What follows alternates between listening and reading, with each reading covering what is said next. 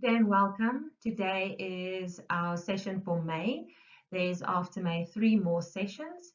So I hope you enjoy this and will be joining us for the remaining sessions.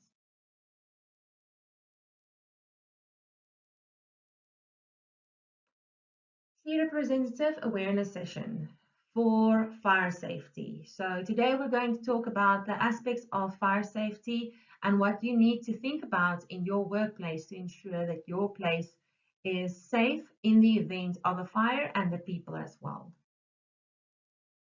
We will be discussing general precautions, what is a fire, the evacuation plan, fire risk assessment, are you prepared, do a drill, and in the event of a fire, what is next, and then we will just be closing off. So as I've mentioned, are you prepared? Do you know where the assembly point is? Where are your nearest escape route? Who are the fire marshals, evacuation warden, and first aiders? And do you know the emergency numbers? When you're thinking about the assembly point, is it a place outside the building? Is it covered in dustbins?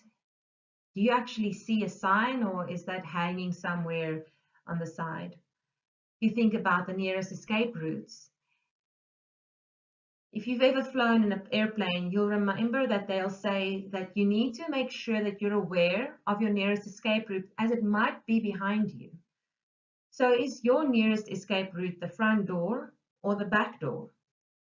Who are the people you need to run to or go to in the event of a fire and report this? If someone gets injured, who do you go to? And if you've detected the fire, do you know which numbers to contact? Our fire start is just one of the slides that I have taken from Rhodes University's presentation on fire safety. And it just shows you how quickly things that we are so used to can result in severe damages. So here we have a laptop catching fire because it's got the wrong battery. The same goes if you're using the wrong power supply for your laptop. When we're in the kitchen busy toasting some bread, is your toaster still working properly or is there a risk for a fire? What does the power supply and the cabling look below your desk? Is that a potential risk for a fire? Here's just some more pictures, more risks. These are all things that I've gotten from Rhodes University's website where they've done a specific presentation on fire safety as well and how quickly things that, like I said, you consider a common household item, a common item to have in your workplace even, result in a severe fire. And then once the fire is done, what is left of your office? What is the insurance going to say when they see your office looking like this? So some general precautions. The first things to consider is to eliminate any fire hazards in the workplace, including damaged electrical outlets and combustible objects. Even damaged electrical equipment needs to be removed from the workplace immediately. Eliminate exit obstacles. Are there a bunch of boxes stacked in front of your emergency exit? Are there tables blocking your way, moving freely without harm in and out of your building? Keep your workspace and equipment clean and dry. Prepare for emergencies. You need to plan and prepare for it if you want to make sure that you can actually survive it. Employers and employees should follow these workplace fire safety tips. In the end, it's not just the employer's responsibility, but also the employee's responsibility to ensure that you're both safe in the event of a fire. So what is a fire? A fire is a chain reaction between three components: heat, oxygen, and fuel. Oxygen is ever present, it's around us, we require it to breathe. Fuel, that is the source, that is the thing that is burning the moment you apply heat to it. So South Africa, we have fires quite often at home when we are braaiing, and our fuel there is the wood. The heat source will be the match, the lighter, the fire lighters, And then, as I've mentioned, oxygen is all around us. And it's the combination, the chain reaction between these three elements that then result in a fire. Other fuel sources can include oil, petrol. So your electrical equipment can create the heat source, a spark, where the fuel source is then paper in an office space. If you are working on a construction site and you are working with a grinder right next to your generator has fuel in it and your grinder is making sparks, that's the heat source. The moment these two elements get together along with the oxygen, there's a chain reaction and we then have a fire. Next, can you evacuate safely? Is there an emergency and evacuation plan? Is the floor plan clear and displayed in common areas? Is proper housekeeping maintained? Are your evacuation routes and exits clear from obstructions? Are your signage displayed properly and accurately? And do you conduct regular emergency drills, including scenarios with the fire emergencies? So the emergency evacuation plan is a plan that considers every possible emergency you might experience within your workplace and the method of evacuating the workplace in those instances. Emergencies may include armed robberies. It can include tornadoes, earthquakes, flooding, anything where your life is placed at risk suddenly and out of your control. And with each of these events, there are different ways of evacuating your building. So is there an emergency plan in place? And is there a specific evacuation method in place for each of these emergencies? Your floor plan, is it cleared and displayed? And we will be talking about the floor plan briefly in the next slide, just to clarify that it needs to be a simple document for you to understand quickly the moment you pass it. Is proper housekeeping maintained? So is your floor spaces free from obstacles? Is the place clean from any clutter? Do you have any oily rags lying around in your workshop?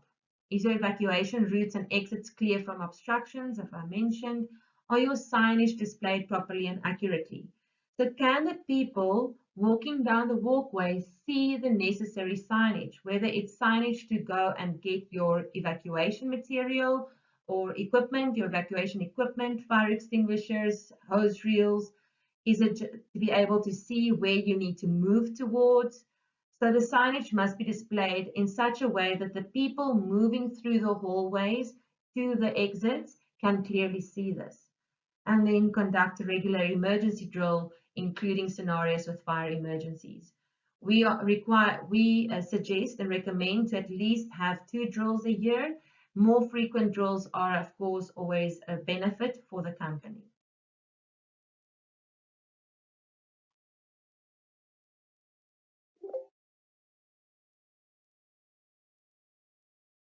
Continuing on the point of your emergency evacuation equipment and the signage, it's important for you to know and understand what the signage looks like and be able to clearly identify it. So if you have a sign up for first aid, where do you find your first aid equipment? Where's your fire extinguishers? Where's your emergency exits and your fire emergency exits?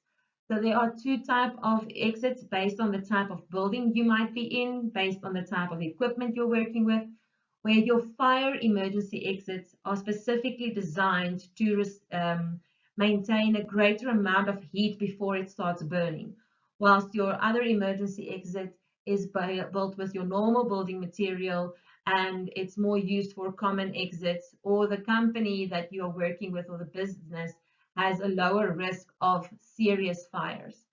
Assembly point, of course, and then the rest of the signs that you might find within the space. Then your floor plan, as mentioned, it's of great importance to keep your floor plans as clean and simple as possible, and also to consider all the different methods of getting out of the building. So you can see that this particular picture has 2 exits, one in the front and one at the back. And in each scenario, you will have to then decide, as the person exiting the building, where is the fire situated between you and the exit? Does that then mean I need to use the back door, or does it mean I need to use the front door?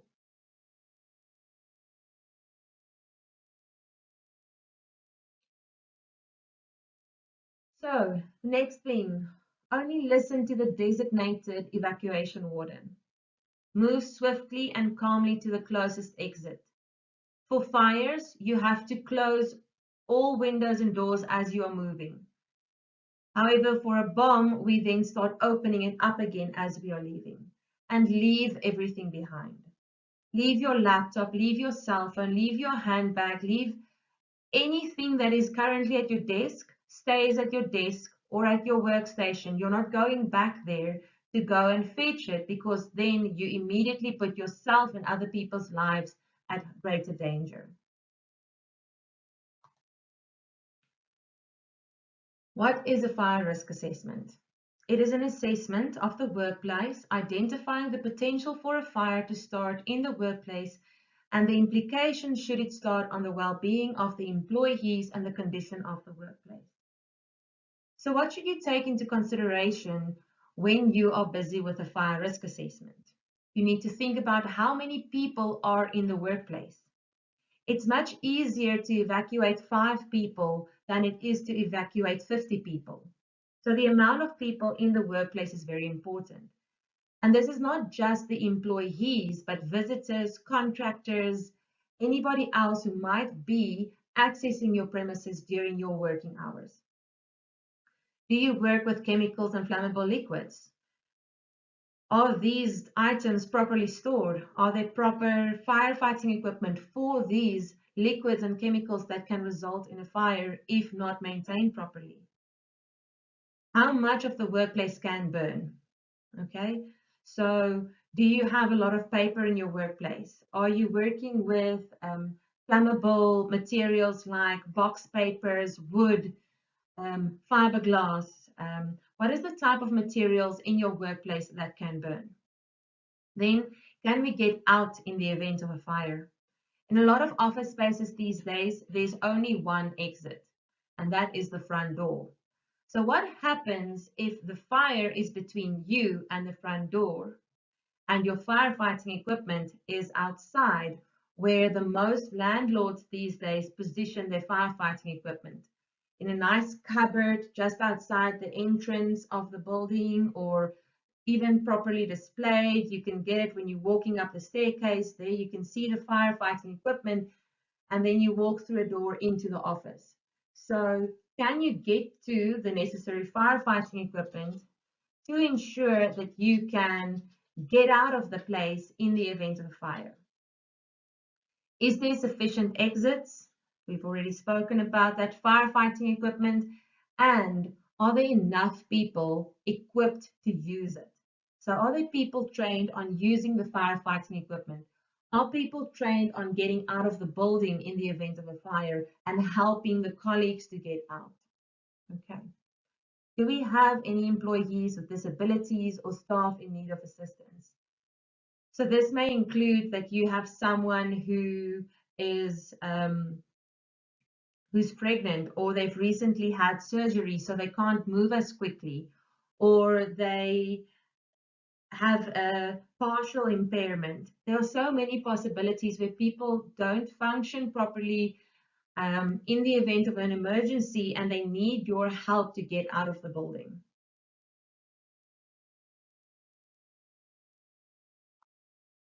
Are you prepared?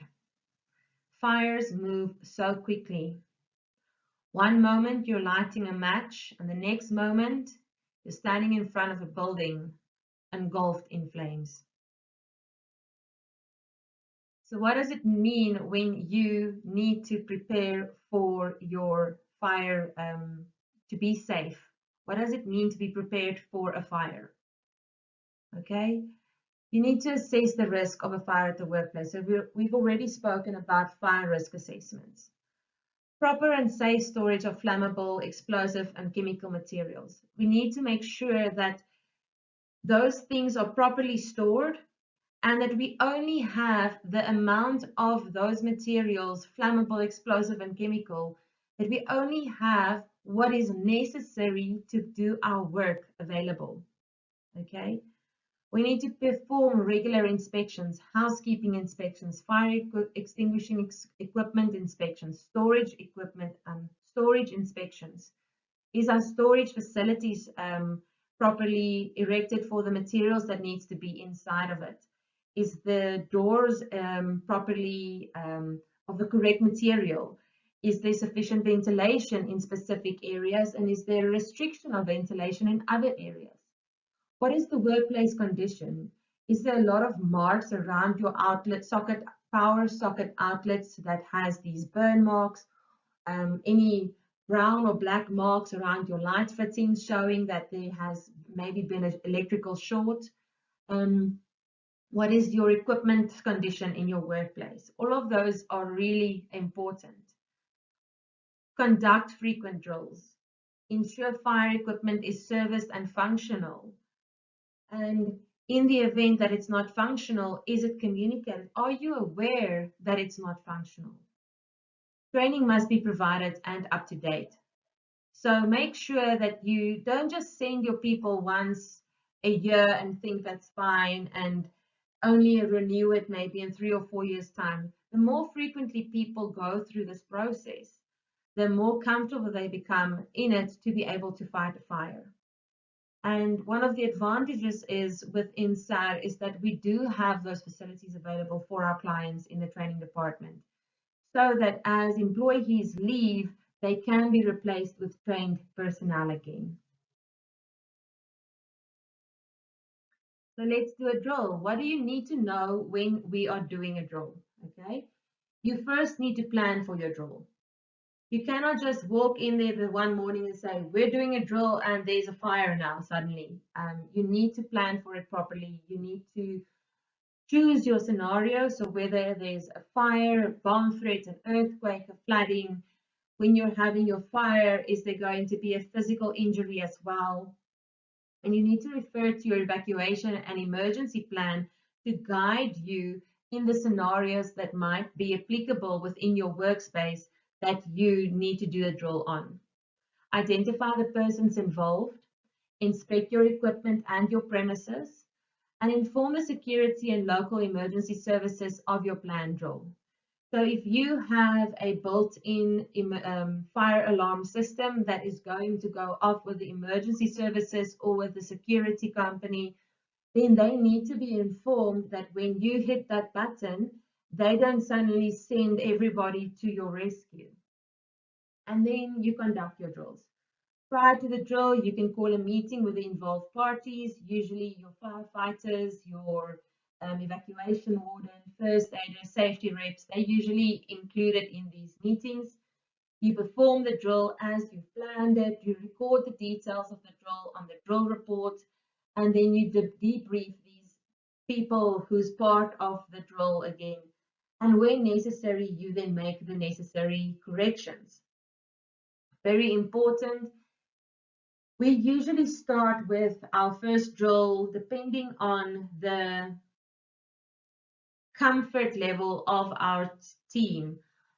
We'll include all of them in our initial meetings. Our initial meetings will include the firefighters, the emergency evacuation wardens, the first aiders, the SHE reps, and even some people in team lead positions or supervisory positions. But the more frequently you are performing these drills, the more you leave these people out of the meeting so that they can start reacting on their instinct and the way that they've been trained. And that helps them get better and better as time goes on in dealing with the actual event, should there ever be an actual event. You will, by the time you get to a point where your firefighters and your first aiders and SHE reps are comfortable with the process, you will only include your evacuation warden in that process with your meeting in the planning, so that your evacuation warden is still aware of how to guide the people in that process. But if you have people who've been involved in the drills for quite a while, Leave them out of the communication because it will test their ability to act in an emergency situation and show whether they are physically capable of reacting and not freezing. Okay. We all in the end want to be able to help. We all want to be able to fight that fire and help the person who gets injured, but it doesn't mean we always have the physical ability to do so. And when we are put in a position of shock, it shows whether we are capable of actually making that life-changing, life-saving action. So when you're recording your drill and doing your drill, you will be taking down the time. So how long was your drill? Okay. Was your drill 3 minutes, 10 minutes? Okay. 10 minutes on evacuating 5 people, we start asking questions. But if it's 10 minutes on evacuating 1,000 people, we're like, wow, that's great. So the faster we get people out of the building, the better always. But you also need to be realistic in what is feasible. You will have to monitor and see in the end, the more frequently you do these drills, what is the average time that seems to be feasible for the people to get out of the building without any injury and without any additional problems. So there isn't a guideline that I can say if you have 10 stories and people need to climb stairs, that it's going to take you X amount of time. We need to think about the ideal, the faster the better, but in the end, it's also as safe as possible. And it will also allow you to have a better understanding of what to tell the emergency services if you know how frequent and how long it might take you to get out of the building. Next question, where do you keep your attendance register? Is your attendance register easily accessible in the event of an emergency? Is it something that you grab from the front desk at reception, or is it something on your phone that you can quickly log into your access register on your cell phone, or is it something that needs to be printed out every morning after everybody has reported for duty so that you have the reports available? Switching off equipment. So if you're in a manufacturing plant, switching off equipment for a fire drill can have detrimental implications on your production. So our advice and guideline is to say, okay, you imitate the action of switching off the machine. So you teach the people to stand in front of the machine and say, I am now switching off the machine. The machine has switched off. I now leave the building. You get them to physically role play the concept by saying it out loud. But do try and plan to at least have one drill a year, whether it's your fire drill or any of the other drills, to literally switch off everything as part of your drill.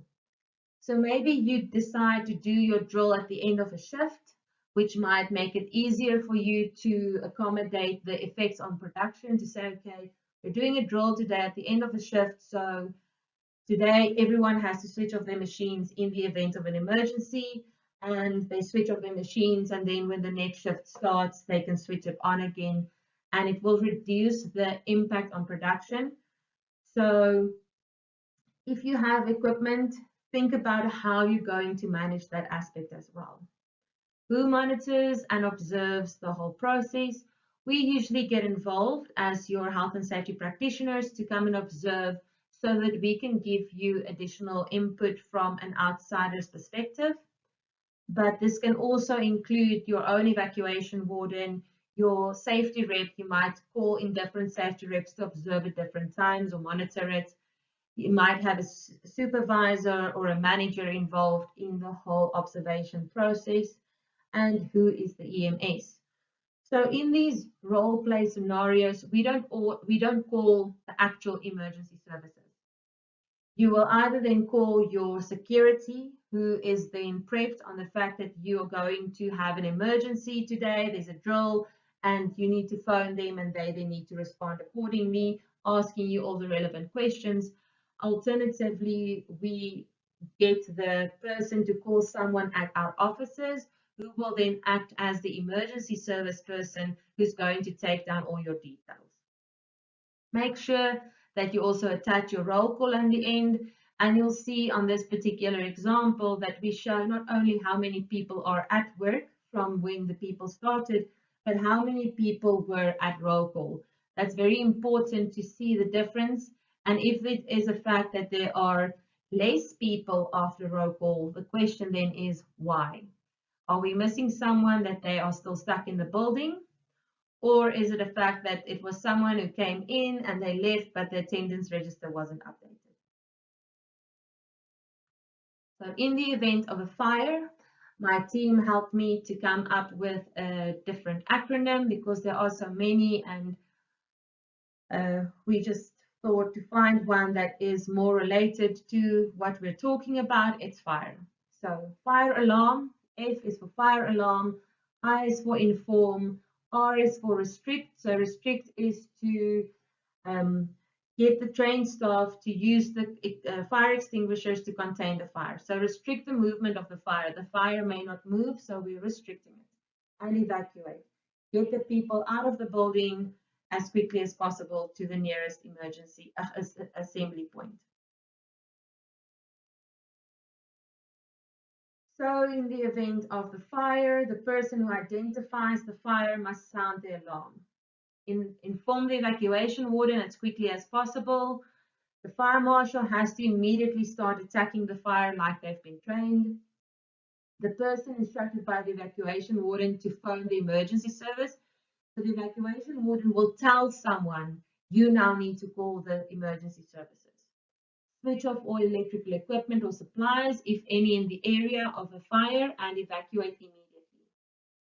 All employees to gather at the specified assembly point and conduct roll call of all the staff and visitors present. So during our live presentation, I played a video from the comedy TV series The Office, where there is strong language present. And you will observe in this video that chaos, injury, panic, and potential death is the result of poor preparedness. So when you're not prepared, things happen, things go wrong. We do, however, have this disclaimer that it is strongly advised against doing this in your own workplace. So the video link of this particular episode or section of episode is available down in the description for you to go directly to their own site on YouTube to go and watch the video if you want to. We find it very helpful to get people to understand the effect of poor preparedness, but we really want to emphasize this, that just because they can do it there does not mean we can do it here. So do not do this in your own workplace. Make sure that you do the opposite. Prepare, plan, follow the guidelines that we've shared with you today.